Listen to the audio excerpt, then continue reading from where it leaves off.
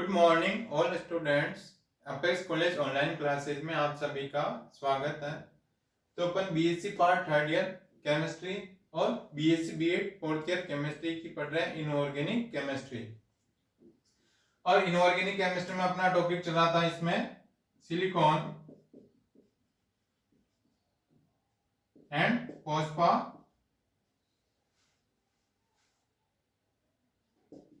फोस्फाजीन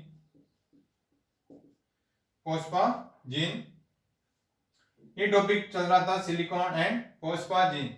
जो सिलिकॉन तो क्या अपना इसमें कंप्लीट हो चुका है, अब आता है इसमें फोस्फाजीन।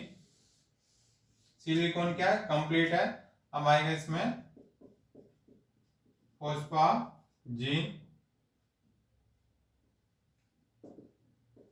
फोस्फाजीन।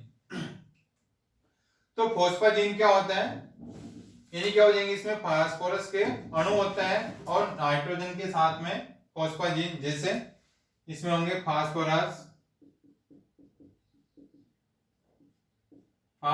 एवं नाइट्रोजन के बहुलक यौगिकों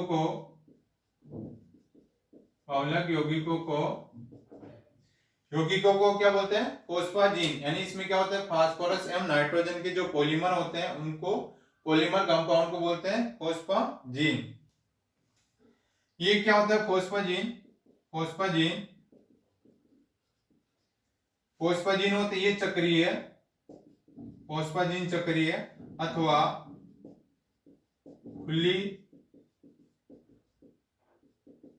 श्रृंखला युक्त बहुलक होते हैं। यानी क्या होंगे फोस्फाजीन, ये साइक्लिक और ओपन ब्रांच, यानी फोस्फाजीन चक्रीय या साइक्लिक होंगे अथवा खुली श्रृंखला या ओपन चेन युक्त पॉलीमर ये होते हैं। यानी क्या होंगे, जो इनके पॉलीमर होंगे ये क्या होंगे, एक तो साइक्लिक कंपाउंड में भी हो सकता है और ये ओपन चेन में भी हो सकते हैं, और जिसमें पुनरावृत्ति यूनिट होती है, जिसमें पुनरावृत्ति यूनिट के रूप में ये यूनिट होती है, जिसमें इसकी पुनरावृत्ति होती है एन पी आर और आर हो जाएगा। इसकी यूनिट की पुनरावृत्ति होती है के रूप में पाई जाती है,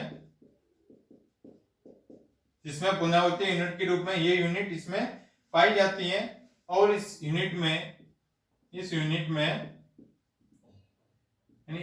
के द्वारा फास्फोरस तथा नाइट्रोजन परमाणु एक दूसरे के साथ, नाइट्रोजन और फास्फोरस परमाणु एक दूसरे से जुड़कर विभिन्न प्रकार के फोस्फाजीन बनाते हैं। विभिन्न प्रकार के फोस्फाजीन अथवा फास्फो नाइट्रिलिक यौगिक बनाते हैं।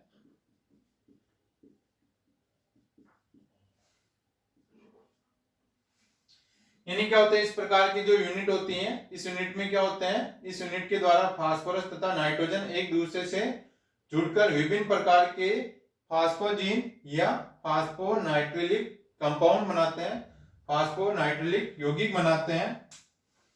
तो इसमें क्या होता है, इनमें जो फास्फोरस होता है, ये इसकी ऑक्सीकरण अवस्था क्या होती है, +5, यानी फास्फोरस की ऑक्सीकरण अवस्था या ऑक्सीडेशन स्टेट ये होती है 5 होती है, तथा नाइट्रोजन की +3 ऑक्सीकरण अवस्था होती है। यानी इसकी तो क्या हो जाएगी +5, किसकी, इनमें क्या होती है, फास्फोरस की ऑक्सीडेशन स्टेट कितनी होती है, +5, तथा नाइट्रोजन की ऑक्सीडेशन या ऑक्सीकरण अवस्था होती है +3 अवस्था में। इस प्रकार से ये जुड़े रहते हैं, किसमें, फास्फोनाइट्रिलिक कंपाउंड में ये। अब इसमें आते हैं फास्फोनाइट्रिलिक कंपाउंड, फास्फोनाइट्रिल हैलाइड।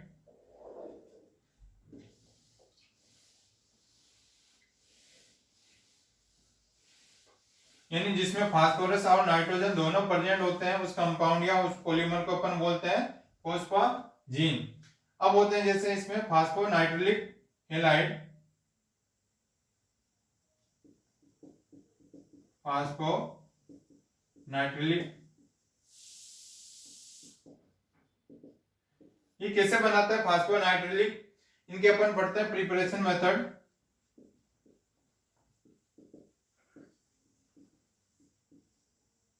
प्रिपरेशन मेथड यानी इसमें क्या करेंगे, फास्फोरस की अभिक्रिया यानी फास्फोरस पेंटाक्लोराइड की अभिक्रिया PCl5 की अभिक्रिया, इसकी अभिक्रिया किसके साथ करवाएंगे, अमोनियम क्लोराइड के साथ, यानी फास्फोरस पेंटाक्लोराइड की अभिक्रिया अमोनियम क्लोराइड के साथ करवाते हैं इसमें। जैसे देखो NPCl5, इसकी रिएक्शन में अपन करवाते हैं अमोनियम क्लोराइड, इसकी रिएक्शन इसके साथ करवाएंगे और ये करवाते हैं अपन 120 से 150 डिग्री सेंटीग्रेड टेम्परेचर पर इसकी रिएक्शन करवाते हैं, जिससे क्या बनेगा, ये बनेगा PnCl2 N, एक बनता है Cl3P NPCl2 N PCl4। इन ये दो कंपाउंड बनेंगे किसमें, जब फास्फोरस पेंटाक्लोराइड की अभिक्रिया अपन ये करवाते हैं इसकी अमोनियम क्लोराइड के साथ, तो इसमें क्या होता है, दो कंपाउंड बनते हैं। इसको आपके सही लिख देता हूं, हाँ सही है, यानी ये हो जाएगा इसमें Cl3P।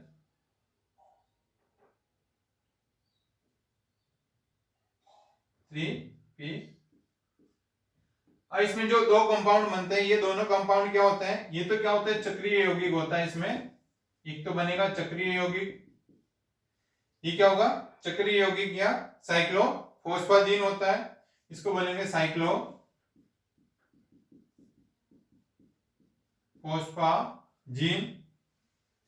और ये होते हैं ओपन चेन विवर्त श्रृंखला युक्त,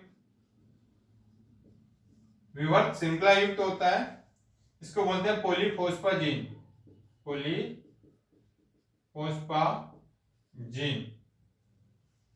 यानी जिसमें N की वैल्यू कितनी भी हो सकती है, 3, 4, 5, 6 कुछ भी हो सकती है, इसमें N की वैल्यू हो सकती है 1, 2, 3, 4, और ये हो सकती है इसमें 10 की पावर 4 तक।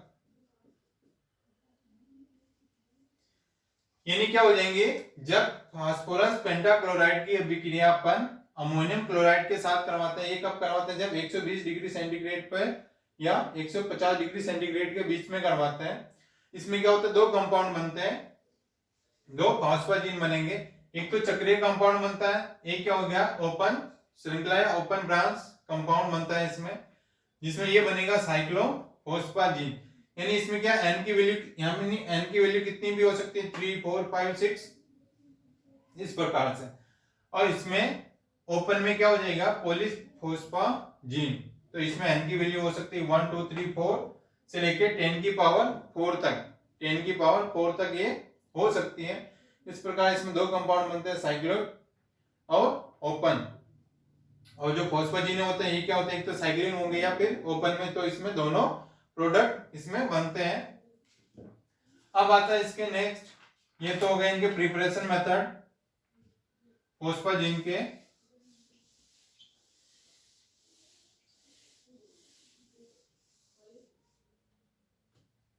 अब नेक्स्ट आता है फॉस्फोनाइट्रिलिक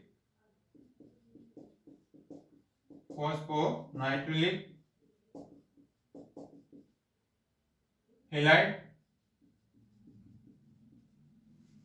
हैलाइड की संरचना एवं बंधन यानी structure and bonding phosphonitrilic of, यानी structure and bonding of phosphonitrilic halide. यानी क्या होता है फास्फोनाइट्रिलिक हैलाइड की संरचना एवं इसमें बंधन।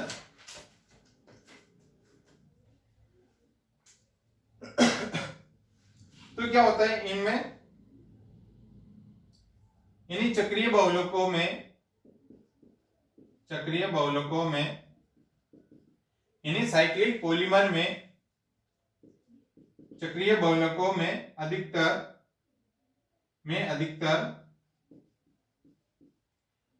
n की वैल्यू 3 व n की वैल्यू 4 वाले बहुलक बनते हैं।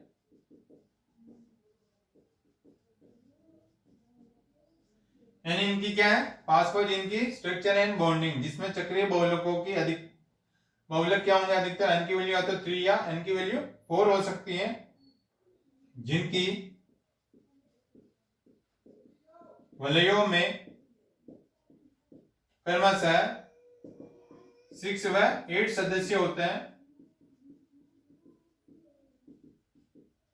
यानी जिसकी क्या हो जाएंगे, साइक्लिक पॉलीमर के अंदर क्या हो जाएगा, n की वैल्यू 3 या n की वैल्यू 4 हो सकती है, जिनकी वलय में या रिंग में क्रमशः क्या हो जाएंगे, सदस्य कितने होंगे, 6 व 8 सदस्य होते हैं। और 6 सदस्य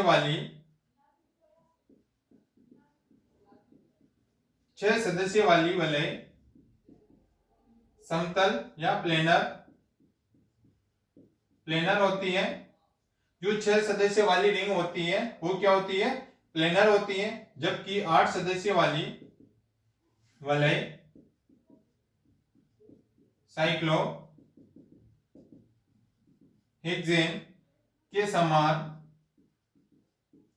कुर्सी एवं नौका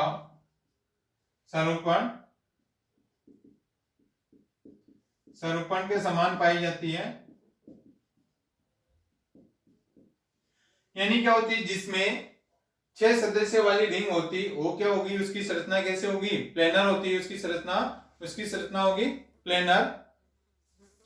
और 8 सदस्य वाली होगी वो क्या होती है, साइक्लोहेक्सेन के समान। साइक्लोहेक्सेन की स्ट्रक्चर कैसे होती है, इसमें या तो बोर्ड फॉर्म होती है या फिर चेयर फॉर्म होती है, चेयर फॉर्म या बोर्ड फॉर्म होती है, उसके समान इनका कॉन्फ़िगरेशन होता है, किसका, 8 सदस्य वाली फोस्फाजीन का।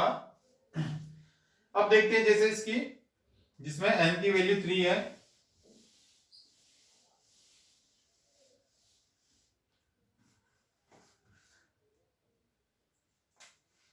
यानी जिसमें क्या हो जाएगा, n इज इक्वल टू 3 होगा, यानी हो जाएगा इसका एग्जांपल NPCl2, ये 3, n की वैल्यू कितनी है इसमें 3, तो इसकी स्ट्रक्चर क्या हो जाएगी। और इसमें कितने मेंबर होते हैं, 6 मेंबर या 6 सदस्य होते हैं, इसमें मेंबर कितने होंगे, 6 सदस्य। अब इसकी स्ट्रक्चर हो जाएगी P, फास्फोरस से नाइट्रोजन जुड़े हुए होंगे,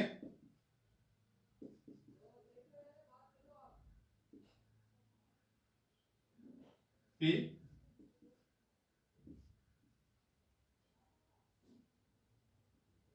फास्फोरस से ये नाइट्रोजन जुड़े हुए हैं, और ये क्लोरीन, और फास्फोरस के साथ में क्या है, हेलोजन जुड़े हुए हैं। ये इसकी स्ट्रक्चर हो गई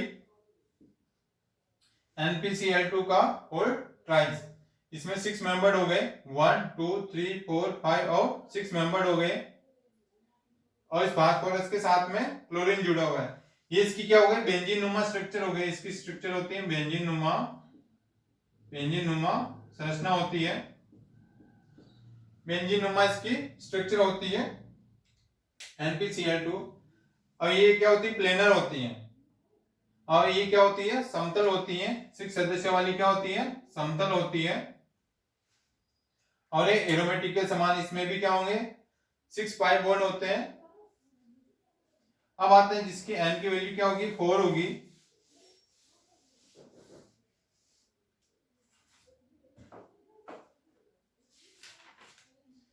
यानी n की वैल्यू जिसमें 4 होगी,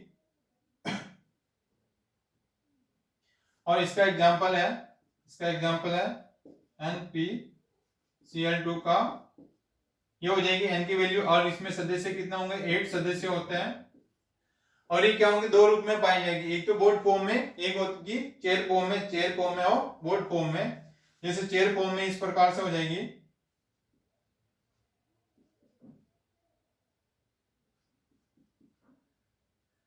फास्फोरस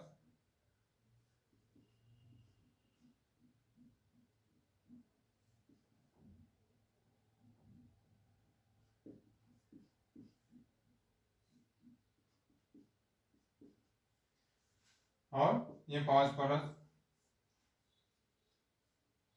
यानी इसमें 8 सदस्य वाली रिंग हो जाएगी। 1 2 3 4 5 6 7 और 8 मेंबर वाली रिंग है। और इस फास्फोरस के साथ में हेलोजन जुड़े हुए हैं।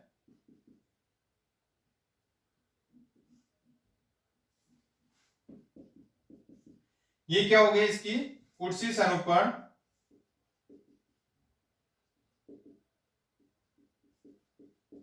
कुर्सी सरूपण या इसकी हो गई चेयर कॉन्फ़िगरेशन किसकी, NpCl2 जिसमें 8 मेंबर रिंग होती है, इसकी स्ट्रक्चर ये होती है।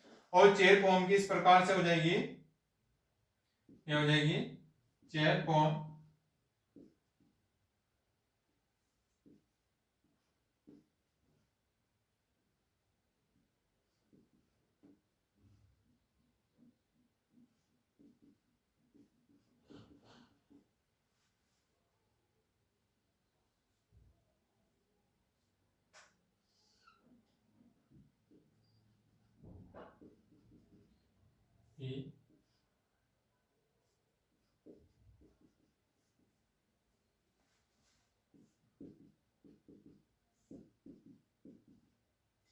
ये हो जाएगी इसकी बोर्ड कॉन्फ़िगरेशन, बोर्ड फॉर्म।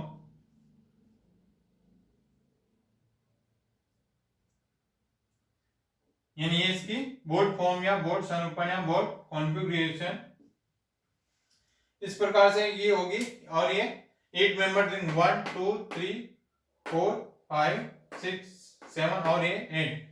तो इस प्रकार से ये हो जाएगी बोर्ड सरूपण, यानी जिसमें क्या एन की वैल्यू क्या 4 है, ये इसका एग्जांपल है। और इसमें कितने होते हैं 8 मेंबर्ड होते हैं, इसमें भी 8 होते हैं, इसमें भी 8। ये होगी चेयर कॉन्फ़िगरेशन और ये होती है बोर्ड कॉन्फ़िगरेशन। साइक्लोहेक्सेन के समान इसकी स्ट्रक्चर होती है फोस्फाजीन की। ये हो गई इनकी स्ट्रक्चर।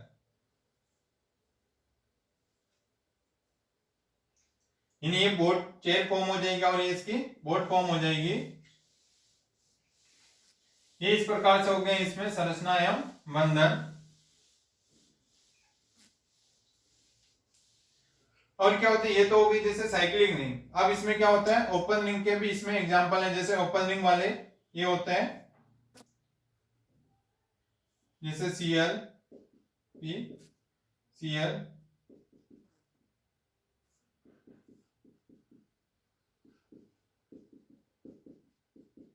ये इसकी स्ट्रक्चर है P2NCl7।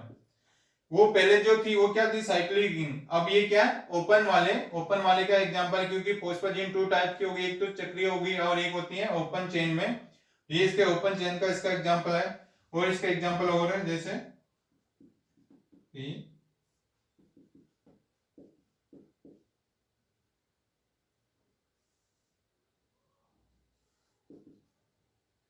ये हो जाएगा क्लोरीन।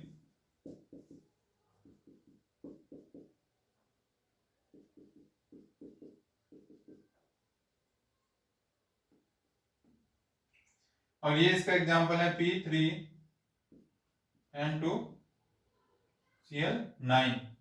ये ओपन चेन के एग्जांपल है, जिसमें क्या होती है ओपन श्रृंखला युक्त पॉलीमर होते हैं फोस्फाजीन के, जिसमें फास्फोरस और नाइट्रोजन दोनों पाए जाते हैं। ये हो गए फोस्फाजीन के संरचना एवं बंधन। यानी इसकी संरचना क्या होगी, 2 टाइप्स की होगी, एक तो ओपन में और एक ओपन ब्रांच में होती है, एक होती है साइक्लिक की। अब आते हैं इनके फास्फोनाइट्रिक यौगिकों के गुण। अब आते हैं इनके गुण या प्रॉपर्टी क्या क्या है। तो इसकी फर्स्ट प्रॉपर्टी आती है, एक तो क्या होती है त्रिलक या ट्राइमर होते हैं। त्रिलक एक सफेद क्रिस्टलीय ठोस होते हैं।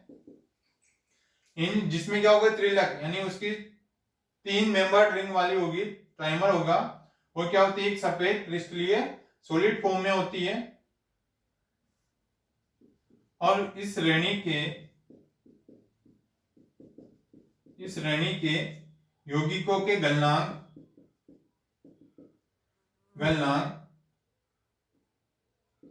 के संबंध में जिन क्लोराइडों के लिए n का मान सम है, उनके गलनांक विषम संख्या वाले पड़ोसियों से अधिक पाए जाते हैं।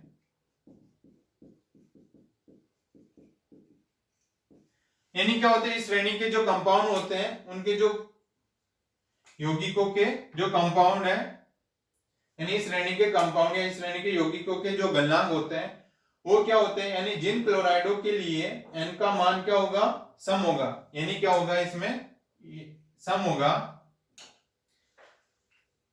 यानी जिन क्लोराइडों के लिए n का मान क्या होगा, सम है, और उनके गलनांक क्या होते हैं, विषम संख्या वाले पड़ोसियों से क्या होंगे, ज्यादा होते हैं। जो विषम संख्या में जो क्लोराइड आयन होते हैं, यानी पास वाले पड़ोसियों की तुलना में जो सम संख्या वाले होते हैं उनका गलनांक क्या होता है, ज्यादा होता है। यानी मेल्टिंग पॉइंट उनका ज्यादा होता है, किसका, जिसके क्लोराइडों के लिए n का मान सम होता है उनका विषम की तुलना में इसका ज्यादा होता है। ये इनके प्रॉपर्टी होती है। और जैसे इनकी जैसे N2 पर यानी नाइट्रोजन पर उपस्थित एकल युग्म फास्फो नाइट्रिलिक हेलाइडों के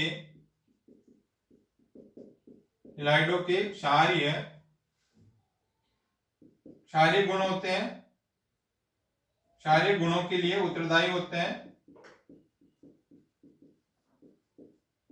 इनका क्षारीय गुण होता है, इनका क्षारीय गुण जो होता है वो क्या होता है, दुर्बल प्रवृत्ति का होता है।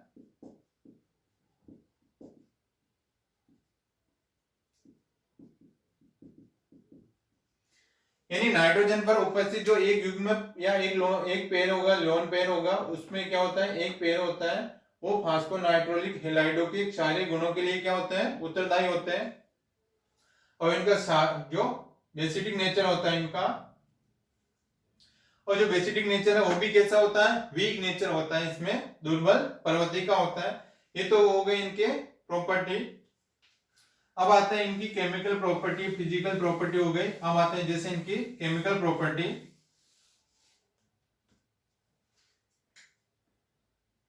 इनके रासायनिक गुण, यानी इनके रासायनिक गुण फास्फोनाइट्रिलिक एसिडों के इनके रासायनिक गुण। तो सबसे पहला रासायनिक गुण आता है इनका, जल अपघटन करवाते हैं या इसका हाइड्रोलाइसिस करवाते हैं फास्फोनाइट्रिलिक का। जैसे हो जाएगा इसमें ये, इसका जल अपघटन करवाते हैं Cl N P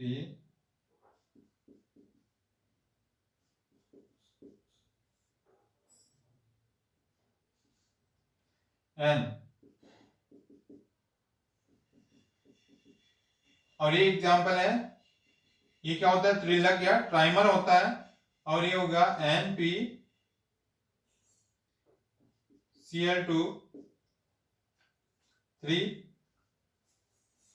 ये इसका अपन, ये फास्फोनाइट्रिलिक एसिड है, फास्फोनाइट्रिलिक हेलाइड है, इसका अपन जल अपघटन करवाएंगे। तो इसका जल अपघटन करवाते हैं सबसे पहले, ये लेंगे 6HOH, जिससे क्या हो जाएगा 6HCl तो बाहर निकल जाएगी। यानी क्या हो जाएगा, इसका जल अपघटन करवाते हैं तो यहाँ पे कितने लेंगे मोल, इसके 6H2O लेंगे, जिससे क्या हो जाएंगे इसमें 6HCl क्या हो जाएगी, बाहर निकल जाएगी। यानी ये हाइड्रोजन के साथ जुड़ेगी और ये 2 क्लोरीन 4 और 5 6 सारी क्लोरीन क्या हो जाएगी, बाहर निकल जाती है। और इस फास्फोरस के साथ में ये हाइड्रोक्सी समूह जुड़ जाता है, तो ये बनाएगा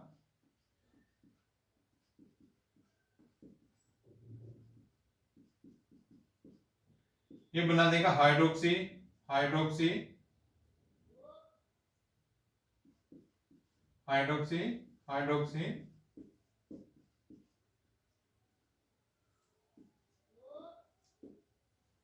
HCl। यानी यहाँ से 6 HCl बाहर निकल जाएंगे और प्रत्येक फास्फोरस के साथ में ये हाइड्रोक्सिल ग्रुप इस प्रकार से एडिशन इनकी हो जाएगी। जब इसका समावयवीकरण करवाते हैं, समावयवीकरण, जब इसका समावयवीकरण होता है तो ये बनेगा इसमें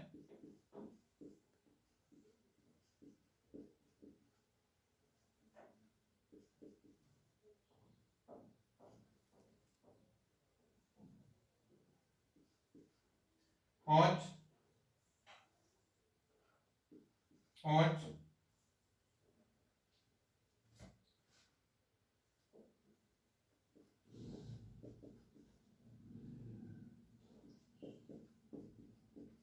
यानी इसका समावयवीकरण करवाएंगे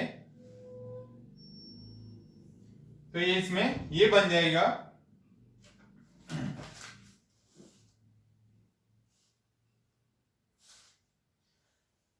यानी इसका यानी सबसे पहले तो जल अपघटन करवाते हैं, 6 HCl यहाँ से बाहर निकल जाएगा और यहाँ पे क्या हो जाएगा हाइड्रोक्सिल समूह आ जाता है।